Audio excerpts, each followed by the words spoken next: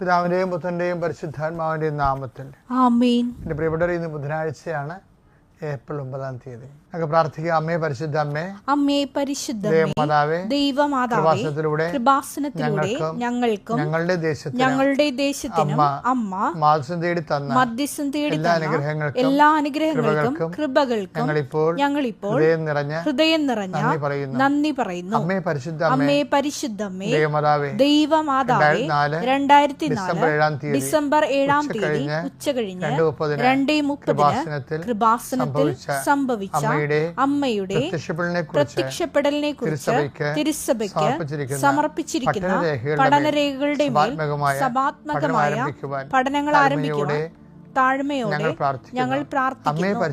അമ്മേ പരിശുദ്ധമേ, ഭൂസ്വർലോകങ്ങളുടെ രാജ്ഞിയായ അങ്ങയ്ക്ക് ഭൗമസംരക്ഷണത്തിനായി പ്രപഞ്ച പ്രകൃതിയെ തന്നെ തിരുസഭ പ്രതിഷ്ഠിക്കുവാൻ ഈ പ്രത്യക്ഷീകരണ വഴി ഇടയാക്കണമേ. പരിശുദ്ധമേ, ജപമാല മാതാവേ, സകല കൃപാസന പ്രാർത്ഥനകളോടും ചേർത്ത് ഞങ്ങളിപ്പോൾ പ്രാർത്ഥിക്കുന്ന ഈ കുടുംബത്തിന്റെ പ്രത്യേക നിയോഗം മക്കളെ.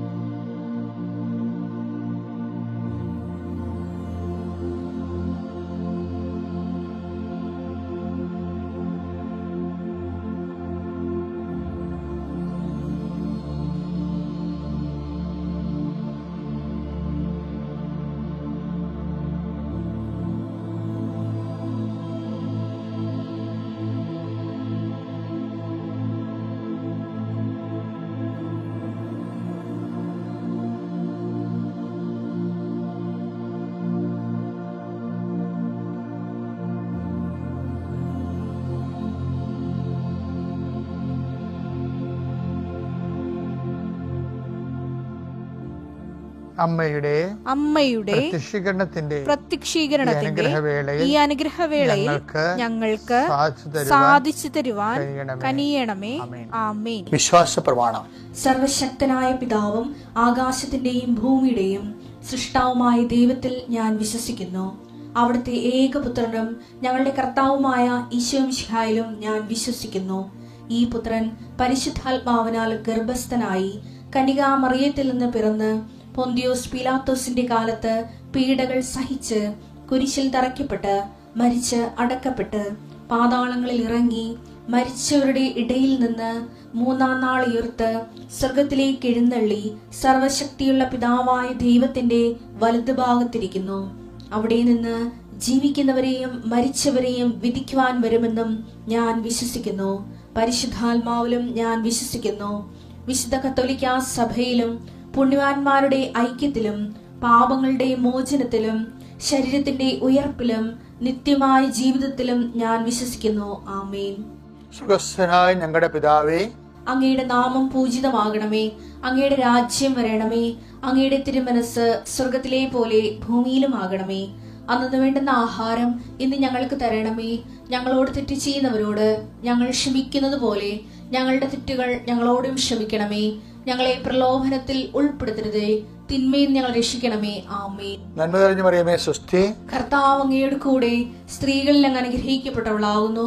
അങ്ങയുടെ ഉദരത്തിൻ ഫലമായി ഈശോ അനുഗ്രഹിക്കപ്പെട്ടവനാകുന്നു. പരിശുദ്ധ മറിയമേ, തമ്പുരാന്റെ അമ്മേ, പാപികളായ ഞങ്ങൾക്ക് വേണ്ടി ഇപ്പോഴും ഞങ്ങളുടെ മരണസമയത്തും തമ്പുരാനോട് അപേക്ഷിക്കണമേ. ആമേൻ. ഇന്നത്തെ ജീവിതം പരിശുദ്ധ അമ്മയുടെ മാധ്യസ്ഥത്തിലെ ഈശോവിൻ്റെ അടുത്ത് സമർപ്പിക്കുന്ന ഏറ്റവും മനോഹരമായ ഒരു സുപ്രഭാതത്തിലാണ് നമ്മൾ. ഇങ്ങനൊരു അവസരത്തെ കിട്ടിയൊരു നന്ദി പറയണം കർത്താവിന് സമർപ്പിക്കപ്പെട്ടിരിക്കുന്ന വിഷയങ്ങൾ ഒരു കാരണവശാലും നീ ഒറ്റക്കാകുകയില്ല. നിനക്ക് വേണ്ടി മധ്യസ്ഥം വഹിക്കാൻ അമ്മയും, നിന്റെ വിഷയം ഏറ്റെടുക്കാൻ ലോകത്തിന് മുഴുവൻ പാപഭാരങ്ങൾ സ്വന്തം കുരിശിലെ തിരുത്തോളിലേറ്റിയ കർത്താവ് നിന്റെ ഭാരങ്ങൾ ഏറ്റെടുക്കുമെന്നുള്ള കാര്യത്തിൽ നിനക്ക് ഉറപ്പിക്കാം. കർത്താവിൻ്റെ ഉന്നതമായ നാമത്തിന് സ്വസ്ത്രം ചെയ്യുന്നു. കർത്താവിൻ്റെ വിശുദ്ധ പൗരോഹിത്യത്തെ മഹത്വപ്പെടുത്തണമേ. കർത്താവ് സഭയിലുള്ള സാന്നിധ്യം പ്രകടമാക്കണമേ. 39 വർഷം ഞാൻ അർപ്പിച്ച കുർബാനയുടെ യോഗ്യതയാൽ കൃപാസനത്താറെ ജീവനോടെ പ്രത്യക്ഷപ്പെട്ട പരിശുദ്ധ അമ്മയുടെ മാധ്യസ്ഥത്തിലെ ഞാൻ മക്കളെ കർത്താവിൻ്റെ അടുത്ത് സമർപ്പിക്കുന്നു. കർത്താവ്, ഇന്ന് അങ്ങയുടെ മക്കൾ, ഈ പ്രാർത്ഥന കൂടുന്ന മക്കളെ കടന്നു പോകുന്ന വഴികൾ കർത്താവ് അനുഗ്രഹിക്കട്ടെ. പരിശുദ്ധ അമ്മയുടെ മാധ്യസ്ഥത്തിലെ ഈശോ പൂർണ്ണമായി ഏറ്റെടുക്കട്ടെ. നിങ്ങളെ ഭാരപ്പെടുന്ന വിഷയങ്ങൾ, നിങ്ങളുടെ കഴിവില്ലായ്മയാണെന്ന് തോന്നിയിട്ട് നിങ്ങൾക്ക് അത് അഭിമുഖീകരിക്കാൻ പറ്റുന്നില്ല എന്ന് ഓർത്ത് സങ്കടപ്പെടുന്ന വിഷയങ്ങൾ, 10,000-കണക്കിന് കോടിക്കണക്കിന് മനുഷ്യരുടെ അത്ഭുതം പ്രവർത്തിച്ച ദൈവം, ഓരോ ദിവസവും പ്രവർത്തിക്കുന്ന ദൈവം ഇന്ന് നിന്റെ വിഷയം പൂർണ്ണമായി ഏറ്റെടുക്കുകയും നിന്നെ സന്ധിക്കുകയും ചെയ്യട്ടെ. ദൈവത്തിലെ നിന്റെ ജീവിതത്തിൽ നീ വരുന്ന ഓരോ വിഷയങ്ങളും അത് നിന്റെ ജീവിതത്തിലെ ദൈവത്തിൻ്റെ ഇടപെടലെ സുനിശ്ചിതമാക്കാൻ ആകുന്നത് നീ അടയാളങ്ങൾ മനസ്സിലാക്കുവാൻ വേണ്ടി ദൈവത്തിൻ്റെ സ്നേഹത്തിൻ്റെ പദ്ധതികളാണെന്ന് മനസ്സിലാക്കുന്ന ദിവസമാണ്. ദൈവത്തിലെ നീ കർത്താവിന് സാക്ഷ്യം പറയുന്നത് ലജ്ജിക്കരുത്. അത് നിന്റെ കടമയും ഉത്തരവാദിത്വവുമാണ്. അത് സ്വർഗത്തിൻ്റെ തിരുസന്നിധിയിൽ നിനക്ക് എപ്പോഴും ഒരു കടമായി തന്നെ നിലനിൽക്കുകയും ചെയ്യാം. കർത്താവെ, മനുഷ്യരുടെ മുമ്പിൽ നീ ഏറ്റുപറയുന്നവനെ, എൻ്റെ സ്വർഗസ്ഥനായ പിതാവിൻ്റെ മുമ്പിൽ ഞാനും നിങ്ങൾ ഏറ്റുപറയുന്ന അരുളി ചെയ്യുന്നത് ആണ് നമ്മുടെ ജീവിതത്തിൻ്റെ സംരക്ഷണമെന്ന് പറയുന്നത്. ദൈവത്തിലെ ഇന്നത്തെ പ്രാർത്ഥനയിൽ പങ്കെടുത്ത് കർത്താവിൻ്റെ കൃപ ആർജിക്കുന്ന മക്കൾ അത് ഏറ്റുപറഞ്ഞുകൊണ്ട് നിങ്ങളുടെ കുടുംബത്തിനും ജീവിതത്തിനും ദൈവത്തിൻ്റെ സംരക്ഷണം ആവഹിക്കാൻ ഉറപ്പുവരുത്തുവാൻ കർത്താവ് നിങ്ങളെ സഹായിക്കട്ടെ.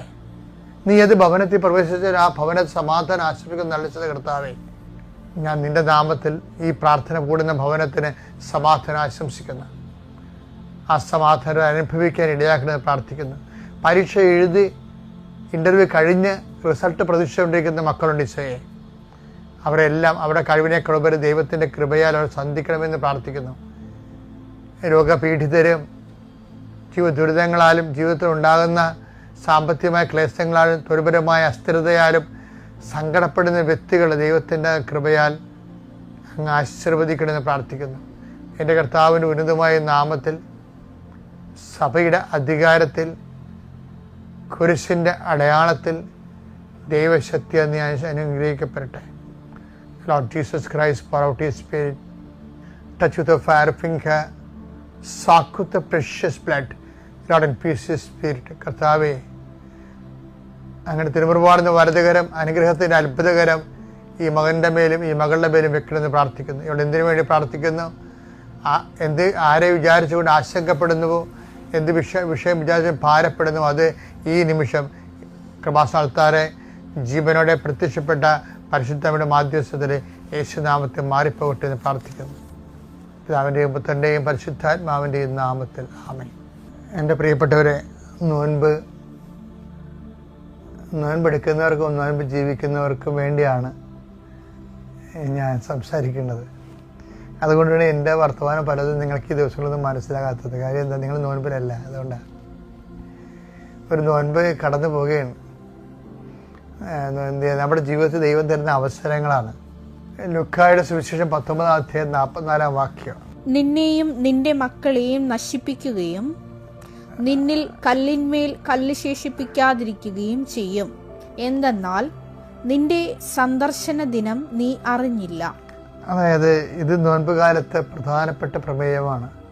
കർത്താവ് വശന പാടി എതിരേറ്റ് ജനങ്ങൾ കൂട്ടത്തിൻ്റെ ജനലക്ഷങ്ങളുടെ അകമ്പഴിയോടുകൂടി ജെറുസലേം കവാടത്തിൽ വരുമ്പോൾ, ജെറുസലേം ദേവാലയത്തെയും പട്ടണത്തെയും കാണുമ്പോൾ കർത്താവ് കണ്ണീർ പൊഴിക്കും. കർത്താവ് കണ്ണീർ പൊഴിക്കുമ്പോൾ അതിൻ്റെ അർത്ഥം എന്താ? പണ്ട് ലാസറിൻ്റെ ശവകുടീരത്തിൽ കർത്താവ് കണ്ണീർ പൊഴിച്ചു കഴിഞ്ഞ ലാസർ ഞായറാഴ്ച. പിന്നെ ഓശാന ഞായറാഴ്ച വരുമ്പോൾ വീണ്ടും കർത്താവ് കണ്ണീർ പൊഴിക്കുന്നുണ്ട്. ആ കണ്ണീരിന് ഒരു കാരണമേ ഉള്ളൂ. ലാസറിൻ്റെ ശവകുടീരത്തിൽ കണ്ണീർ പൊഴിച്ചാലും ഓശാന ഞായറാഴ്ച ജെറുസലേം പട്ടണത്തിൽ നോക്കി കർത്താവ് കണ്ണീർ പൊഴിച്ചാലും ആ കണ്ണീരിന്, ദൈവത്തിൻ്റെ കണ്ണീരിന് ഒരു കാരണമേ ഉണ്ടാകത്തുള്ളൂ. എന്താണ്? നോക്കൂ, അവിടുന്ന് അവനെ എത്രമാത്രം സ്നേഹിച്ചിരുന്നുവെന്ന്. യോഹന്നാൻ 11:35-36 വാക്യങ്ങൾ. യേശു കണ്ണീർ പൊഴിച്ചു. യേശു കണ്ണീർ പൊഴിച്ചു. ദാസന്റെ ശവകുടീരത്തിലാണ് ഇത് സംഭവം. അപ്പോൾ യഹൂദർ പറഞ്ഞു, നോക്കൂ അവൻ എത്രമാത്രം അവനെ സ്നേഹിച്ചിരുന്നു. അത് തന്നെയാണ് ജെറുസലേം ദേവാലയത്തെ കാണുമ്പോഴും ജെറുസലേം പട്ടണം കാണുമ്പോഴും ഹോശാന ഞായറാഴ്ച, ശരിക്കും പറഞ്ഞാൽ ലാസർ ഞായറാഴ്ചയും ഹോശാന ഞായറാഴ്ചയും കർത്താവിൻ്റെ കണ്ണീരിൻ്റെ ഓർമ്മകളാണ് രണ്ടും. രണ്ടിൻ്റെ ലക്ഷ്യം എന്താണ്? ഒരു കാര്യമാണ് പറയുന്നത്, നോക്കൂ അവരെന്തുമാത്രം അവനെ അല്ലെങ്കിൽ അവരെ, അതായത് ലാസറിനെ മാത്രം സ്നേഹിച്ചപ്പോൾ നമുക്ക് തോന്നിയത് അത് അവനെ മാത്രം സ്നേഹിച്ചതാണെന്ന് അല്ല. എല്ലാവരും ലാസറായിട്ടാണ് ഈശോ കരുതുന്നത്. ജെറുസലേം പട്ടണത്തിലുള്ള 10,000 മനുഷ്യരെ കണ്ടിട്ടാണ്, അല്ലാതെ കല്ലും മണ്ണും കണ്ടിട്ടല്ല. ആ മനുഷ്യരെ കണ്ടിട്ടാണ് കണ്ണീർ വാർത്തത്. ലാസർ ഞായറാഴ്ച ഒരാളെ കണ്ടിട്ട് കണ്ണീർ വാർത്ത കർത്താവ് ഹോശാന ഞായറാഴ്ച 1,000 പേരെ കാണുമ്പോൾ കണ്ണീർ വാർക്കുകയാണ്. എന്താണ് അത്? അപ്പായുടെ കണ്ണുനീരാണ്. ഈശോ ഫിലിപ്പോസേ, എന്നെ കാണുന്നവൻ എൻ്റെ പിതാവിനെയും കാണുന്നെന്ന് പറയത്തില്ലേ? ഞാനും പിതാവും ഒന്നാണ്. കർത്താവിൻ്റെ കണ്ണുനീര് പിതാവിൻ്റെ കണ്ണുനീരാണ്. യോഹന്നാൻ 14:9 യേശു പറഞ്ഞു, ഇക്കാലം അത്രയും ഞാൻ നിങ്ങളോട് കൂടെ ആയിരുന്നിട്ടും ഫിലിപ്പോസേ, നീ എന്നെ അറിയുന്നില്ലേ? അത് നീ എന്നെ അറിയുന്നില്ലേ സങ്കടമാ. ഇത് ഫിലിപ്പോസ് എന്ന് പറയണത് കർത്താവിനെ അറിയാത്ത 10,000 മനുഷ്യരെ മുമ്പിൽ മുഖത്ത് നോക്കിയിട്ട് ദൈവത്തിനുണ്ടാകുന്ന ചങ്കിൻ്റെ വേദനയാണ്. ഫിലിപ്പോസ് എന്ന് പറയുന്നത് അവിടെ ഫിലിപ്പോസ് അല്ല. കർത്താവിനെ അറിയാത്ത, ഇത്രയും കാലം നമ്മുടെ കൂടെ കർത്താവ് ഉണ്ടായിട്ടും കർത്താവിനെ അറിയാതെ ഒരു മനുഷ്യൻ മറഞ്ഞു പോകുമ്പോൾ, കാലയവനികൾ തിരിഭവിക്കുമ്പോൾ ഒരു മനുഷ്യൻ്റെ ഏറ്റവും വലിയ ദുരന്തവും ദുരിതവും എന്താണെന്ന് വെച്ച് കഴിഞ്ഞാൽ ദൈവം കൂടെ ഉണ്ടായിട്ടും ആ ദൈവത്തെ അറിയാതെ മൺമറഞ്ഞു പോണതാണ്. അങ്ങനെ മൺമറഞ്ഞു പോകാതിരിക്കാൻ വേണ്ടി ദൈവത്തെ അറിയാനും അറിയിക്കാനുള്ള കാലമാണ് നോൻപ് കാലം. ആ കാലത്തിനെല്ലാം കണ്ണുനീരുണ്ടെങ്കിൽ ആ കണ്ണീരിൻ്റെ കാരണം 3:16 എന്താണ്? തൻ്റെ ഏകജാതനെ നൽകാൻ തക്കവിധം അത്രമാത്രം അവിടുന്ന് ലോകത്തെ സ്നേഹിച്ചു. തൻ്റെ ഏകജാതനെ നൽകാൻ തക്കവിധം അത്രമാത്രം ലോകത്തെ സ്നേഹിച്ചു എന്ന് പറയുന്ന ആ പിതാവിൻ്റെ കണ്ണുനീരാണ് ഹോശാന ഞായറാഴ്ച ജെറുസലേമിലെ 10,000 മനുഷ്യരെ കണ്ടുകൊണ്ട് അവൻ്റെ കണ്ണുനീർ വീഴുന്നത് പിതാവാണ്. ഇതിന് പാട്രി പച്ചിയോണിസം എന്ന് പറയും. പിതാവ് യേശുവിലൂടെ കരയുന്ന, അതാണ് നിന്റെ ഭവനം. പിന്നെയാണത് സങ്കടം രൂക്ഷമായിട്ട് മാറുകയാണ്. എന്താണ്? ഇതാ നിന്റെ ഭവനം പരിത്യത്വവും ശൂന്യവുമായിരിക്കുന്നു. ഇതാ നിന്റെ ഭവനം പരിത്യത്വവും ശൂന്യമായിരിക്കുന്നു. എന്താണ് കാരണം? എൻ്റെ സന്ദർശന സമയം നീ അറിഞ്ഞില്ലെന്ന്. ഒരു നോൻപ് കൂടി ജീവിതത്തിൽ കടന്നു പോവുകയാണ്. അടുത്ത നോൻപിന് നമ്മൾ എത്ര പേരുണ്ടാവും നമുക്ക് ആർക്കും അറിയത്തില്ല. ആരോഗ്യന്മാർ പോലും കടയറ്റ് വീഴുന്നൊരു കാലഘട്ടമാണ്. നിനക്ക് കർത്താവ് തന്നിരിക്കുന്ന ഒരു അവസരമാണിത്. അത് കർത്താവ് പറയണത്, ഇതാ എൻ്റെ സന്ദർശനത്തിൻ്റെ സമയം, അവസരം നീ അറിഞ്ഞില്ല. ഈ നോൻപിനെ ഇനിയും നോൻപിൻ്റെ അരുവിലേക്ക് ആരെങ്കിലും വന്നിട്ടില്ലെങ്കിൽ ഈ നിമിഷം പിതാവിൻ്റെ ശങ്കിൻ്റെ വേദന കർത്താവിൻ്റെ കണ്ണിലൂടെ വന്ന കണ്ണുനീരായി തിരിച്ചറിഞ്ഞിട്ട് അവൻ നമ്മളെ അനുതാപത്തിലേക്ക് വിളിച്ച് ആ വിളി കേട്ട് നമുക്ക് കർത്താവിൻ്റെ കൂടെ ജീവിക്കാം. കർത്താവിനോട് ഐക്യദാർഢ്യം പുലർത്താം. ഞാൻ എപ്പോഴും ഓർക്കാറുണ്ട്, ഞാൻ മനസ്താപനം ചെല്ലുമ്പോഴേ എനിക്ക് ഉള്ളിൽ ചിരി വരും. എന്താ കാര്യം? എനിക്കിഷ്ടപ്പെട്ട പ്രാർത്ഥനകളൊന്നാം മനസ്താപനം. അതിനകത്ത് പറയണത്, ഈ മേലിൽ പാപം ചെയ്യുകയില്ലെന്ന് ദൃഢമായി ഞാൻ പ്രതിജ്ഞ ചെയ്യുന്നു. അത് സഹിക്കാൻ പറ്റാത്ത സംഭവമുണ്ട്.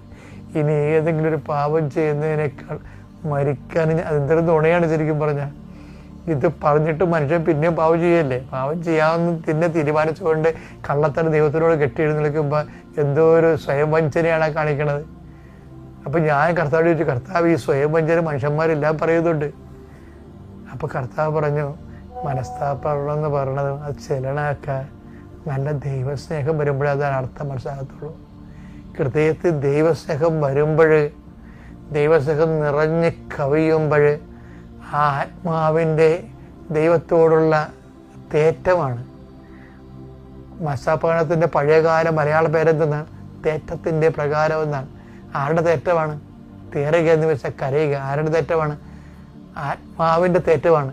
ആരാണ്? കർത്താവേ, നിൻ്റെ ഹൃദയത്തിലെ എൻ്റെ ഹൃദയം ചേർത്ത് വെച്ച് നീ സ്നേഹിച്ച സ്നേഹം ഞാൻ തിരിച്ചറിഞ്ഞ് ഇനി എന്നെ ഇതിൽ നിന്ന് പിന്തിരിപ്പിക്കുന്നതിനേക്കാൾ നല്ലത് ഞാൻ മരിക്കുകയാണെന്ന് പറയുന്നത് ഒരു സ്നേഹം നിറഞ്ഞ ആത്മാവിൻ്റെ ഉദ്ദീരണങ്ങളാണ്, അർത്ഥവത്തായ.